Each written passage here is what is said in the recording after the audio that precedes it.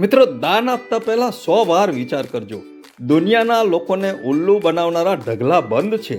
10% જ લોકો તમારા આપેલા દાનનો સદુપયોગ કરે છે. બાકી 90% લોકો પોતાના પરિવાર, એશો આરામ અને અય્યાસી પાછળ ખર્ચ કરે છે.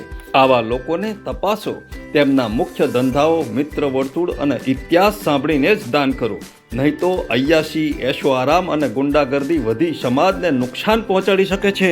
પોતાની જ બેંકના ખાતામાં 100 રૂપિયા પણ નથી હોતા તેવા લોકો ટ્રસ્ટો, મંડળો, મંદિરો, આશ્રમો, કન્યાઓના લગ્ન, વિવાહના નામે ભંડોળ એકત્રિત લાખો રૂપિયાની કમાણી કરી પોતાનો પરિવાર એશો આરામ કરે છે.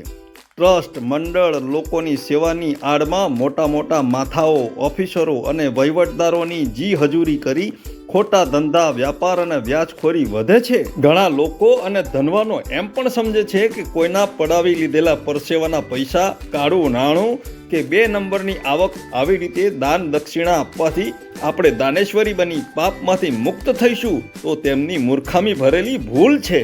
આવા લોકો પાપમાં નહીં મહાપાપના ભાગીદાર બને છે. આપનો હરીશ બ્રહ્મભટ્ટ. વંદે માતરમ. ભારત માતા કી જય.